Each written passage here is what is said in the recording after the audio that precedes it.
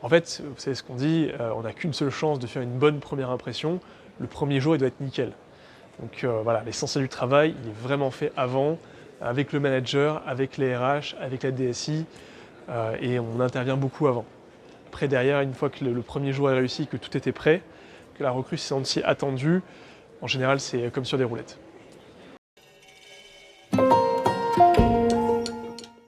Bonjour, je m'appelle Arnaud Weiss et je suis l'un des 3 cofondateurs d'Axel.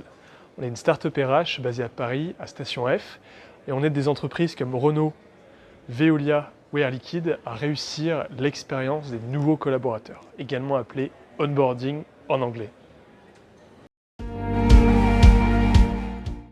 Alors le constat, c'est qu'aujourd'hui, il y a une vraie guerre des talents qui est vraiment exacerbée pour certains profils. On va s'assurer que chaque personne qui a été recrutée, eh bien, elle va avoir une expérience réussie.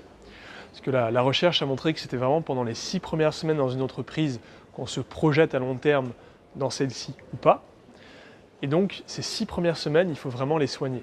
Au-delà de simplement la rétention, il y a également un enjeu pour l'entreprise d'engagement.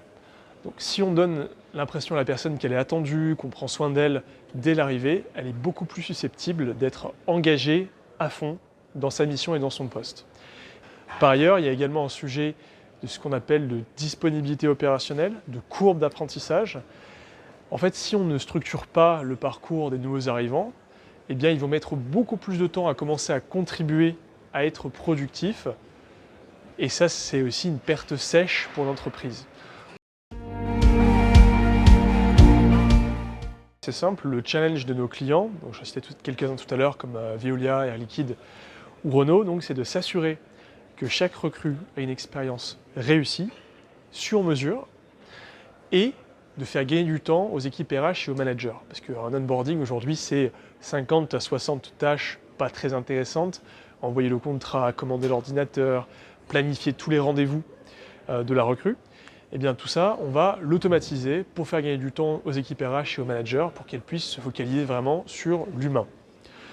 Donc c'est là que tous ces sujets d'intelligence artificielle, d'automatisation entrent en jeu. Donc ce qu'on fait, c'est qu'on va définir différents parcours avec notre client pendant des ateliers. On va dire, tiens, par exemple, un alternant dans l'équipe commerciale, il faut qu'il ait un tuteur pédagogique, il faut qu'il ait des sessions d'observation avec un sales expérimenté lors de rendez-vous avec des prospects, il faut qu'il ait telle formation. Donc on fait un parcours pour chaque profil de nouvel arrivant. Derrière, nous, on rentre dans la machine, on va tout automatiser. Et donc derrière, les RH, chaque fois qu'il y a une recrue, tout va s'enclencher, les rendez-vous sont programmés, les mails sont envoyés automatiquement, tout est cranté, donc ça leur fait gagner du temps. La vraie innovation qu'on propose, c'est la manière dont on va délivrer l'expérience pour la recrue. On sait qu'aujourd'hui, il y a trop d'outils en entreprise. Il y en a en moyenne une vingtaine ou une trentaine de plateformes par entreprise. On ne sait plus trop où donner de la tête. Nous, ce qu'on fait, c'est qu'on va délivrer l'expérience via un assistant virtuel qui est dans les outils de travail préexistants. Alors aujourd'hui, les entreprises, elles ont des outils collaboratifs comme Slack, comme Microsoft Teams ou Google Suite. Et bien, ce qu'on fait, c'est que dans la partie chat, il y a notre assistant virtuel Axel qui vient leur parler et qui va donc leur délivrer les contenus, les tâches, qui va planifier directement aussi dans leur agenda. Alors, nous, notre vision des RH et de l'IA, elle est très simple, c'est que la technologie en soi, elle n'est pas importante. Ce qui compte vraiment, c'est le cas d'usage métier, et c'est un levier pour apporter de la valeur aux utilisateurs, donc aux recrues, aux RH, aux managers. Donc nous, concrètement, comment ça va se manifester ? Ça va se manifester par des petites automatisations. Tout à l'heure, j'évoquais le fait que notre assistant virtuel Axel va trouver des créneaux libres dans l'agenda des différentes parties prenantes de l'onboarding, planifier tous les rendez-vous automatiquement. C'est une illustration. Une autre illustration, ça va être de pouvoir répondre automatiquement aux questions récurrentes des recrues à partir d'une base de données.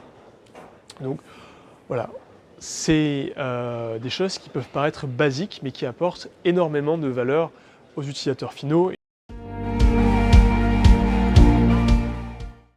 Moi, ma conviction, c'est que le futur du logiciel d'entreprise, c'est ça, c'est quelque chose qui est invisible, qui est une surcouche en fait des outils collaboratifs préexistants comme Slack ou Microsoft Teams.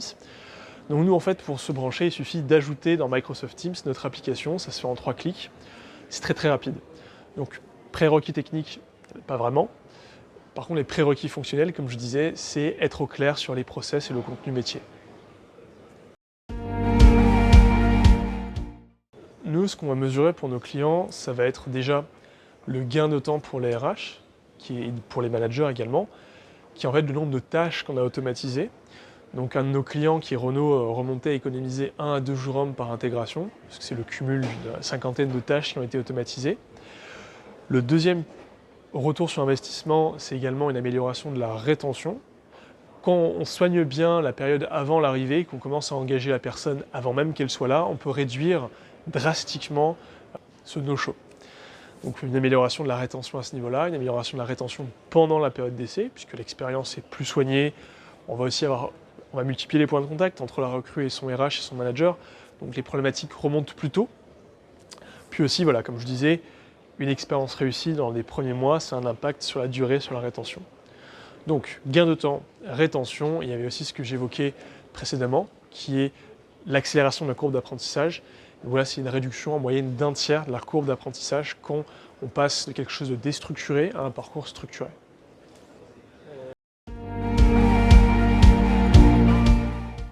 On est en train de se rapprocher d'un groupe, d'une start-up française qui s'appelle Loomaps, qui a beaucoup plus de développeurs que nous. Ils sont 300 dans l'équipe, dont 100 développeurs. Ils ont une très grosse équipe produit.